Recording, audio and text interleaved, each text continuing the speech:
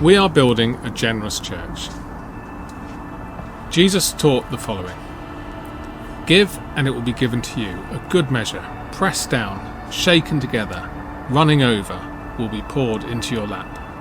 For with the measure you use, it will be measured to you. Now, the economy of the kingdom is not like the world's economy. As followers of Jesus, we have been plucked from the kingdom of this world and dropped into the kingdom of God. It's an amazing thing to be part of. It brings life and goodness and peace and joy. But it has different ways of operating and different values. We need to unlearn the stuff that we've grown up doing, believing and thinking. And we need to adopt new ways of being. A lot of Jesus' teaching was about this, and an awful lot of his teaching was about money. Was Jesus obsessed with money then? We don't see it in the way he lived his life. He had no possessions to speak of his own, or very few anyway. So if he's not obsessed about money, then what is he obsessed about? I think it's about us and our hearts. He saw the effect that possessions and wealth and stuff and money and status has on the human heart. Do you agree? What do you think? Is that what you see around you? In the world? In the church perhaps?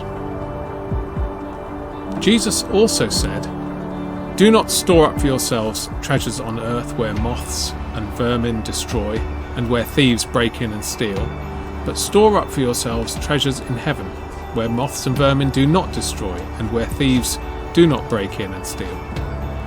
For where your treasure is, there your heart will be also." In other words, it's not about what percentage of your income you give to church, or what car you drive, or where you go on holiday. It's about where your heart is. And the simple fact is that we live in a nation where we're all pretty well off compared with the rest of the world. And many of us are well off, full stop. Sarah and I, by income, are richer than 96% of the world. But Jesus doesn't count wealth in that way, so why should we? And if we did, how is it that I don't feel richer than 96% of the world? In fact, I feel poorer than the few people who have more than me. Because we can never have enough, and there's always somebody who's got more than me, somebody who I can be envious of. We worry about the future, so we store our stuff up. We're scared of losing it, scared of being without, so we stash it away. We collect more of it. We shore up our finances, protect ourselves from poverty, without realizing that we have a spirit of poverty that's keeping us from receiving God's good gifts. Jesus told the story of a certain rich man who yielded an abundant harvest. He thought to himself, "What shall I do? I've got no place to store my crops." Then he said, "This is what I'll do. I'll tear down my barns and build bigger ones, and there I will store my surplus grain. And I'll say to myself, you've got plenty of grain laid up for many years. Take life easy, eat, drink, and be merry." But God said to him, "You fool, this very night your life will be demanded from you. Then who will get what you've prepared for yourself? This is how it will be with whoever stores up things for themselves, but is not rich towards God." We live in a different kingdom with different ways of thinking, which lead to life, peace, and joy. So why do we continue to live under the yoke of this world? Who do you trust, Jesus or Instagram? There is an antidote to the greed, the worry, and the grasping obsession that we have with money and stuff. That obsession that threatens to consume our whole life with work, anxiety, and selfishness. That antidote is generosity. Giving generously, yes, in accordance with your income, because it is biblical. It's taught and modelled throughout the New Testament, and to the local church, for a number of reasons, but top of the list is that where your treasure goes, your heart will follow. But you can do all of that religiously and still not be free of greed and selfishness. So giving needs to be an overflow of the heart, and generosity of spirit needs to embrace attitudes towards others. The giving of your time and your attention. Being quick to forgive. The verse at the start was actually all about reaping and sowing. sow generously and you will receive it back, unlocking the generous, wonderful resources of heaven.